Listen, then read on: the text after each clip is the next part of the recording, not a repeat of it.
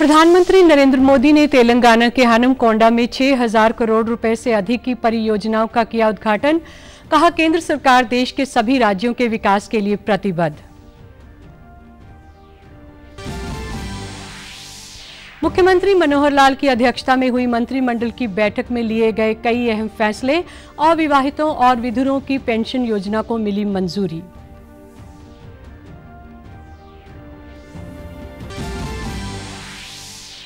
प्रदेश में पहली बार सरकार द्वारा अनुसूचित वर्ग के 660 किसानों को दी गई 20 करोड़ रुपए की अनुदान राशि। कैथल में सांसद नायब सिंह सैनी ने 37 किसानों को सौंपी ट्रैक्टर की चाबी।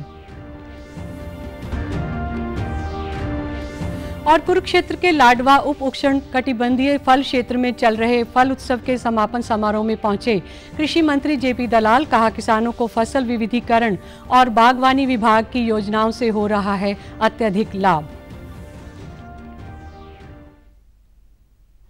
नमस्कार, मैं जगजीत कौर। अब समाचार विस्तार से। प्रधानमंत्री नरेंद्र मोदी ने आज तेलंगाना के हनमकोंडा में 6,000 करोड़ रुपए से अधिक की कई बुनियादी ढांचा परियोजनाओं की आधारशिला रखी। इस अवसर पर उन्होंने आर्ट्स कॉलेज के मैदान में एक सार्वजनिक सभा को संबोधित भी किया। उन्होंने कहा कि उनकी सरकार बुनियादी ढांचे के विकास और संपर्क सुविधा के बढ़ावे को महत्व देती है, क्योंकि इसका आत्मनिर्भर भारत के लक्ष्य को प्राप्त करने में बहुत बड़ा योगदान है। उन्होंने कहा कि पिछले 9 वर्षों के दौरान बुनियादी ढांचे के विकास में तेजी आई है और अनेक परियोजनाएं तेलंगाना के लिए शुरू की गई हैं। प्रधानमंत्री ने कहा कि केंद्र सरकार देश के सभी राज्यों के विकास के लिए प्रतिबद्ध है। तेलंगाना राज्य भले ही नया हो, लेकिन भारत के इतिहास में तेलंगाना का कंट्रीब्यूशन, यहां के लोगों का योगदान हमेशा बहुत बड़ा रहा है। तेलुगु लोगों के सामर्थ्य ने हमेशा भारत के सामर्थ्य को बढ़ाया है। इसलिए आज जब भारत दुनिया की 5वीं सबसे बड़ी इकोनॉमिक पावर बना है, तो उसमें भी तेलंगाना के लोगों की बड़ी भूमिका है। देश का कोई भी कोना तेज विकास की किसी भी संभावना में पीछे नहीं रहना चाहिए। इन्हीं संभावनाओं को बल देने के लिए बीते 9 वर्षों में भारत सरकार ने तेलंगाना के विकास पर, यहां की कनेक्टिविटी पर विशेष ध्यान दिया है। मुख्यमंत्री मनोहर लाल की अध्यक्षता में कल चंडीगढ़ में मंत्रिमंडल की अहम बैठक हुई, जिसमें कई महत्वपूर्ण फैसले लिए गए। हरियाणा मंत्रिमंडल ने शनिवार को किफायती आवास नीति के संशोधन को मंजूरी दे दी है। इसके अनुसार हरियाणा में AGH परियोजनाओं के तहत अपार्टमेंट इकाइयों के लिए आवंटन दरों में पिछली दरों से औसतन 20% की वृद्धि की गई है। इस नीति का उद्देश्य सस्ते ग्रुप हाउसिंग परियोजनाओं को बढ़ावा देना था, ताकि जरूरतमंदों को 6 छत मुहैया करवाया जा सके। साथ ही बैठक में विधुरों और अविवाहित पुरुषों और महिलाओं को वित्तीय सहायता उपलब्ध करवाने की मंजूरी प्रदान की गई है। मुख्यमंत्री ने शुक्रवार को इस योजना की घोषणा की थी। यह योजना 1 जुलाई 2023 से लागू होगी। इसके अलावा हरियाणा मंत्रिमंडल की बैठक में गुरुग्राम की मानेसर तहसील के कासन, कुकरोला और सहरावा गांवों की राजस्व संपदा में मानेसर औद्योगिक मॉडल टाउनशिप विस्तार के लिए नो लिटिगेशन पॉलिसी 2023 को मंजूरी दे दी है। इस नीति का उद्देश्य विकास को तेजी से आगे बढ़ाना और भूमि मालिकों को विकास प्रक्रिया में भागीदार बनाना है। केंद्र और प्रदेश सरकार किसानों के हित में लगातार अनेक कदम उठा रही है। प्रदेश में पहली बार अनुसूचित जाति के किसानों को कृषि कार्य के लिए 50% अनुदान पर ट्रैक्टर दिए गए हैं। प्रदेश में अनुसूचित जाति के 660 किसानों को 20 करोड़ रुपए की राशि अनुदान के रूप में दी गई है। वहीं कैथल जिले के 37 किसानों को अनुदान के रूप में 1 करोड़ 11 लाख रुपए की राशि दी गई है। कुरुक्षेत्र से सांसद नायब सिंह सैनी ने कैथल की अनाज मंडी में SP नवासी योजना के तहत भौतिक सत्यापन समारोह में 37 किसानों को ट्रैक्टर की चाबियां सौंपी। उन्होंने कहा कि अनुसूचित जाति के किसानों को अनुदान पर ट्रैक्टर प्रदान कर उनको आर्थिक रूप से मजबूत करना है। इसके अलावा उन्होंने कहा कि सरकार द्वारा प्रदेश में पराली प्रबंधन के लिए किसानों को करीब 14 करोड़ रुपए का अनुदान दिया गया है। प्रदेश में ट्यूबवेलों को सोलर से जोड़ने की योजना है। इसके तहत किसानों को मात्र 10% राशि देनी होगी। ये सब्सिडी के ऊपर दिए गए 20 करोड़ रुपए की सब्सिडी दी गई है और उसके अंदर मेरे कैथल जिला के अंदर 37 ट्रैक्टर दिए गए। आज ये 37 के 37 ट्रैक्टरों को चाबियां दी गई है और इसके अंदर 1 करोड़ 11 लाख रुपए की सब्सिडी उनको दी गई। आदरणीय मुख्यमंत्री जी का एक मिशन है कि हमारा पोल्यूशन न फैले, लोग अपनी पराली को खेतों में न जलाएं, अपने गेहूं के जो फाने हैं उनको खेत में न जलाएं, पाती को खेत में न जलाएं, उसको इकट्ठा करके जो ट्रैक्टर के ऊपर सब्सिडी है, रिपर के ऊपर सब्सिडी है, जो हमारा बेलर है उसके ऊपर सब्सिडी है, कि वो इकट्ठा करके उसको फैक्ट्री में बेचने का काम करें, किसान की इनकम भी बढ़ेगी। कृषि विभाग के उप निदेशक डॉक्टर करम सिंह चंद ने बताया कि विभाग द्वारा पहली बार अनुसूचित जाति के किसानों को 35 HP से ऊपर के ट्रैक्टर पर 50% अनुदान पर दिया गया, ताकि इस वर्ग के किसान भी ट्रैक्टर के साथ साथ दूसरे कृषि यंत्रों का लाभ ले सकें।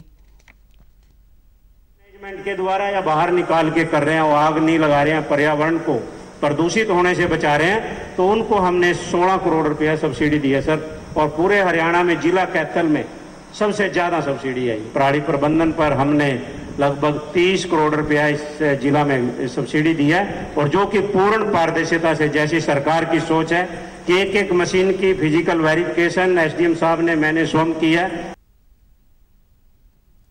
साथ ही सांसद नायब सिंह सैनी ने कैथल में आज एक प्रेस वार्ता को संबोधित करते हुए कहा कि केंद्र व प्रदेश सरकार गरीब की कल्पना को साकार कर रही है। पिछले 9 वर्षों के कार्यकाल में केंद्र ने PM नरेंद्र मोदी के नेतृत्व में जहां आम जन के लिए अनेकों योजनाएं चलाकर उनका उत्थान किया है, वहीं देश की आधारभूत संरचना को भी बढ़ोतरी की है। PM मोदी ने भारत का नाम विश्व पटल पर चमकाया है। हरियाणा प्रदेश में भी क्षेत्रवाद और परिवारवाद को खत्म करने का काम किया गया है। मुख्यमंत्री मनोहर लाल के कार्यकाल में प्रदेश के युवाओं को योग्यता के आधार पर नौकरियां मिल रही हैं।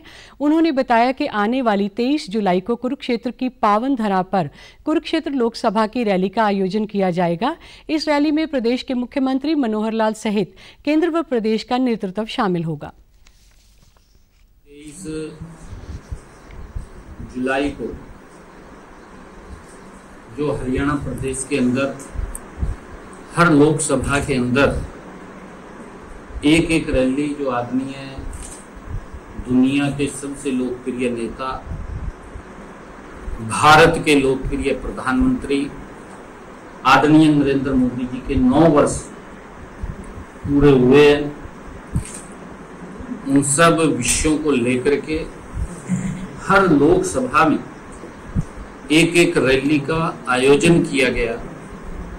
उस रैली में हमारा प्रदेश का नेतृत्व, केंद्र का नेतृत्व, हमारी 9 की 9 रैलियां जबरदस्त हरियाणा प्रदेश के अंदर हुई हैं। देश का 140 करोड़ व्यक्ति, जो नरेंद्र मोदी जी ने भारत का सम्मान दुनिया के अंदर ऊंचा किया, हर भारतवासी का सीना गौरव से चौड़ा।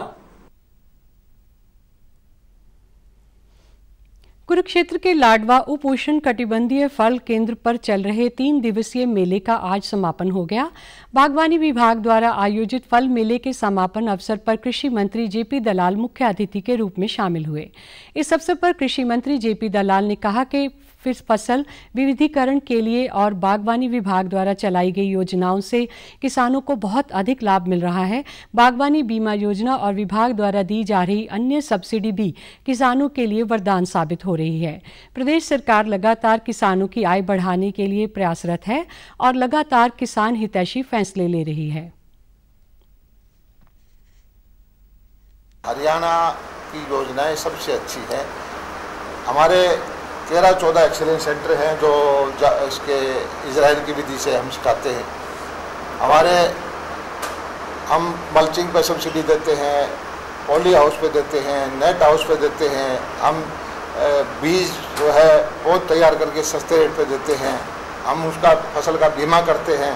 और हरियाणा के अंदर एशिया की सबसे बड़ी मंडी जो गन्नौर में बनने जा रही है, जिसकी लागत 10,000 करोड़ रुपये से ज़्यादा होगी, जिसमें 30-40 हज़ार करोड़ रुपये का सालाना कारोबार होगा।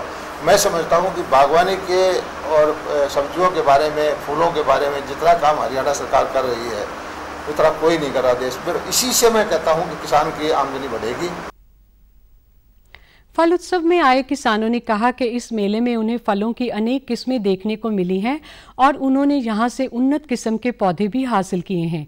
साथ ही बागबानी से संबंधित उन्हें बहुत सी नई जानकारियां मिली हैं।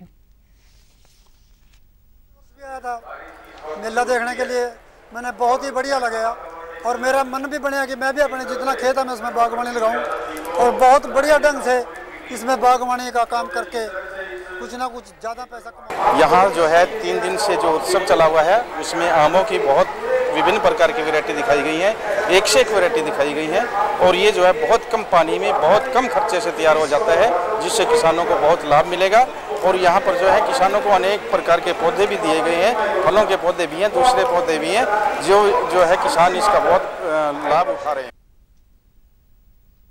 पंचकुला के पिंजौर के यादविंद्रा गार्डन में कल से 30वां आम मेला शुरू हुआ।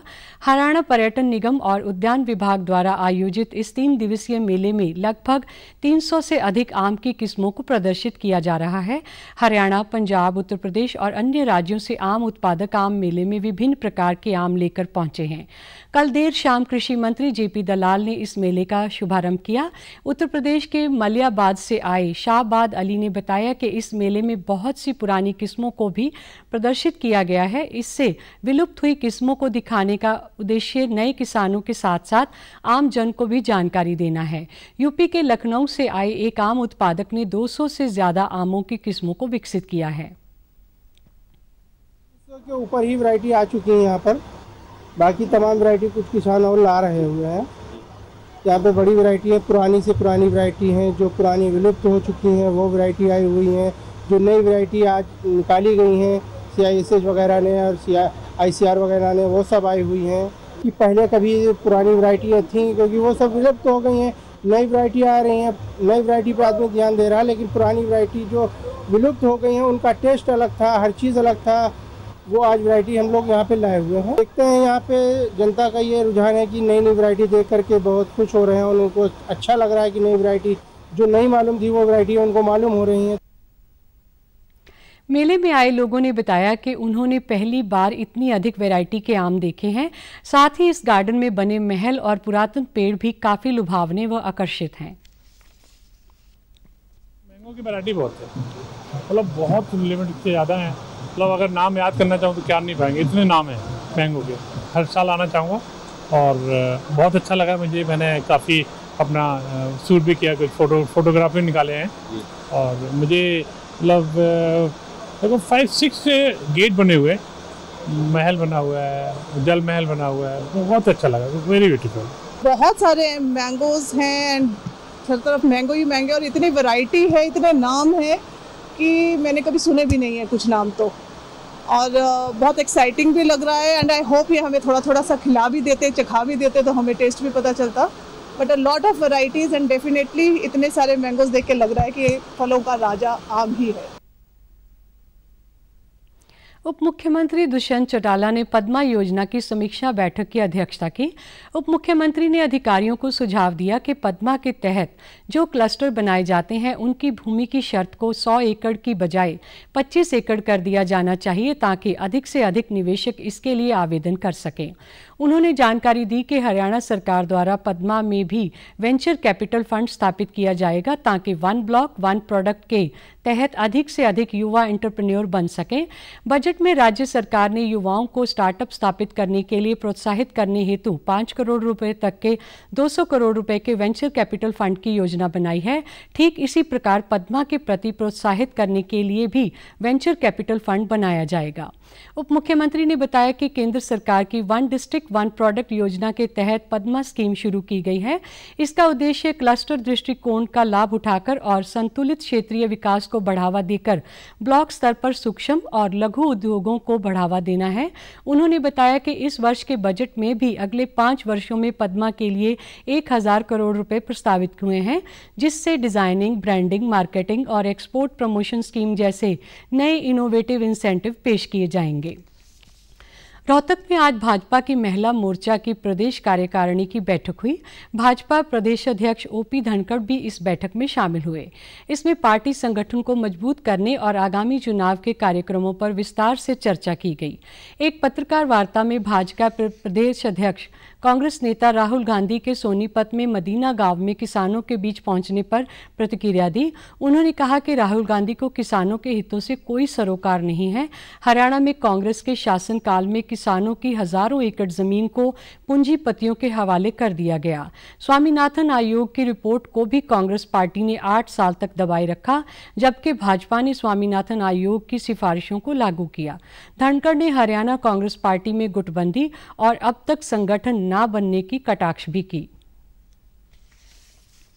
घूमन चला जाए, बारिश का मौसम है, अपने उरी ने भी आगे शिमला जा था, राम में अच्छे धान लगाते लोग दिखे आ गया। असली बात तो ये है कि स्वामीनाथन रिपोर्ट को कांग्रेस पार्टी ने 8 साल अपने पैरों नीचे दबाए रखा है। उसकी माफी मांगे कांग्रेस कि वो उन्होंने क्यों नहीं दिया। बीजेपी सरकार ने आके स्वामीनाथन रिपोर्ट को इम्प्लीमेंट किया, उसका एक पॉइंट भी इम्प्लीमेंट नहीं किया। हुड्डा साहब की भी एक कमेटी बनी थी, 4 मुख्यमंत्री थे, 2010 दिसंबर में रिपोर्ट जमा हो गई थी, उस रिपोर्ट को भी दबाए बैठे रहे। तो ये हमेशा से ये भट्ठा परसोल वाले हैं, याद रखो इनको। जगह जगह जैसे कांड कराते थे, ये हजारों एकड़ ज़मीन जो हरियाणा की खिसकाई बड़े बड़े जो है पूंजीपतियों को, ये वो लोग हैं, ये किसान हितैषी नहीं है, 2.5 रुपये के चेक देते थे। सावन माह के शुरू होते ही प्रदेश भर से श्रद्धालु हरिद्वार कांवड़ यात्रा के लिए बड़ी संख्या में पहुंच रहे हैं। मिनी काशी के नाम से मशहूर कैथल जिले के महाभारत कालीन 11 रुद्री शिव मंदिर और अन्य शिव मंदिरों में हरिद्वार से आने वाले कांवड़िये शिवलिंग पर गंगा जल चढ़ाकर पूजा अर्चना करते हैं। मंदिर के पुजारियों ने बताया कि धार्मिक ग्रंथों के अनुसार इस बार सावन माह 2 महीने का है और सावन माह बहुत ही उत्तम और सर्वश्रेष्ठ महीना माना गया है। इस माह में भोले बाबा की पूजा करने पर भगवान शिव बहुत खुश होते हैं और श्रद्धालुओं को मनवांछित फल की प्राप्ति होती है। उन्होंने कहा कि हरिद्वार से सिरसा, हिसार, पंजाब और राजस्थान की ओर जाने वाले कांवड़ियों की सेवा के लिए कैथल के शिव मंदिरों में व्यापक प्रबंध किए गए हैं। सर्वश्रेष्ठ महीना है, बड़ा उत्तम महीना कहा गया है और इस वर्ष जो भी भक्त लोग कांवड़ लेने गए हैं, अपनी मनो इच्छा के लिए कोई भी जाता है तो जो उसकी मनो की इच्छा होती है उसकी प्राप्ति के लिए कि हम भगवान को कांवड़ चढ़ाएंगे तो हमें ये फल मिलेगा, उसके लिए वो कांवड़ लेके आता है। तो इस वर्ष जो है तो शिवरात्रि 15 तारीख की है और उसी दिन जो है तो कांवड़ चढ़ेगी और बहुत भक्त लोग यहाँ कैथलवासी जा रहे हैं। कांवड़ी आते हैं हरिद्वार से चल करके राजस्थान, पंजाब, हिसार की ओर जाने वाले, तो सभी के स्वागत में, सभी की सेवा के लिए नीलकंठ कांवड़ सेवा संघ के सभी सदस्य हैं, सभी नगरवासी मिलकर के भंडारा का आयोजन करते हैं। किसी प्रकार की कोई दिक्कत किसी नहीं होती, खाने के, पीने की, नहाने धोने की, तो बड़ी अच्छे तरीके से ये आयोजन करते हैं। हरिद्वार से श्रद्धालु हर साल कांवड़ लेकर आते हैं और भोले बाबा उन पर अपनी पूरी कृपा बनाए रखते हैं। कैथल के मंदिरों में रात्रि ठहराव के लिए बहुत ही अच्छे प्रबंध किए गए हैं। मेरी ये छठी कांवड़ है और मुझे इसमें कांवड़ लाने में बहुत खुशी, क्योंकि इससे मेरे परिवार को भी सद्बुद्धि मिलती है, खुशियाँ मिलती है और मेरे शहर को भी खुशी मिलती है। और मेरी पहली कांवड़ है, हम 28 तारीख को गए थे, हमने 21 से कांवड़ उठाई थी और हम 28 तारीख को नीलकंठ मंदिर में आए। ठीक है कि हाँ, हमारी सेवा बढ़िया हुई और हमें अच्छा लगता है कांवड़ लेकर आने जब हमारी सेवा शुरू होगी और दिक्कत किसी चीज़ के रास्ते में नहीं आती कौन सी। भारत विवाह मुक्त भारत अभियान के तहत नूंह में काम कर रही कैलाश सत्यार्थी चिल्ड्रन फाउंडेशन शक्ति वाहिनी की टीम लगातार लोगों को जागरूक कर रही है। ब्लॉक कोऑर्डिनेटर द्वारा लोगों को घर घर जाकर बाल विवाह के प्रति जागरूक किया जा रहा है। इसके साथ ही संस्था बाल मजदूरी, बाल यौन शोषण तहत बाल अधिकारियों को लेकर भी जिले में कार्य कर रही है। जिला कोऑर्डिनेटर सुरेंद्र रावत ने कहा कि हम सभी को यह जागरूकता अभियान हर गांव में लेकर जाना है ताकि बाल मजदूरी, बाल विवाह और बाल यौन शोषण जैसी घटनाओं पर रोक लगाई जा सके। उन्होंने कहा कि बाल विवाह समाज के लिए एक अभिशाप है। बाल विवाह से बालिकाओं को श्रम, यौन शोषण और हिंसा जैसी कुरीतियों का सामना करना पड़ता है। बाल विवाह एक कानूनन अपराध है। अगर कोई भी बाल विवाह कराता है तो उसकी सूचना 1098 पर दें। सूचना देने वाले की पहचान गुप्त रखी जाएगी। लोग जागरूक हो, अपने बच्चों के प्रति संवेदनशील हो, उन बच्चों को, अपने बच्चों की छोटी उम्र में शादी ना करें, अपने बच्चों को अच्छे से पढ़ाएं लिखाएं, उनको कामयाब बनाएं। यही शक्ति वाहिनी और हमारे एमडीडीएफ इंडिया चाहती है। हम लोग नहीं चाहते कि किसी के खिलाफ केस दर्ज हो। अच्छा ये है कि हम लोग जो जागरूक कर रहे हैं, लोग अपने आप को समझें कि अपने छोटे बच्चों की शादी ना करें, वो सबसे अच्छा है। कि लड़की की उम्र 18 साल और लड़के की 21 साल होनी चाहिए, अदरवाइज इनके खिलाफ अगर हम चलते हैं तो कानूनी जुर्म है, कानूनी अपराध है। इसका मतलब हम अवहेलना कर रहे हैं कानून का। हम तो क्षेत्रवासियों से ये अपील करेंगे कि जो ये मैसेज आप लोगों ने हमारे लिए जो चलाया हुआ है कि ये मैसेज आए कि 18 साल से पहले हमें शादी नहीं करनी है। हाँ, 18 साल 21 साल जब तक उनकी कंडीशन यानी जो सरकार ने शर्त रखी है वो पूरी नहीं कर पाते हैं तो हमें शादी नहीं करनी चाहिए। आज हमें बाल विवाह के प्रति जागरूक किया गया था कि हमें बाल विवाह उम्र से पहले नहीं करना चाहिए। लड़की को 18 साल की उम्र में ऊपर से बाल विवाह करना चाहिए और लड़के को 21 साल की उम्र ऊपर बाल विवाह करना चाहिए, उससे पहले नहीं करना चाहिए। उससे पहले हम करेंगे तो हम शिक्षित नहीं रहेंगे, अशिक्षित रहेंगे। समाचारों में आज इतना ही। नमस्कार।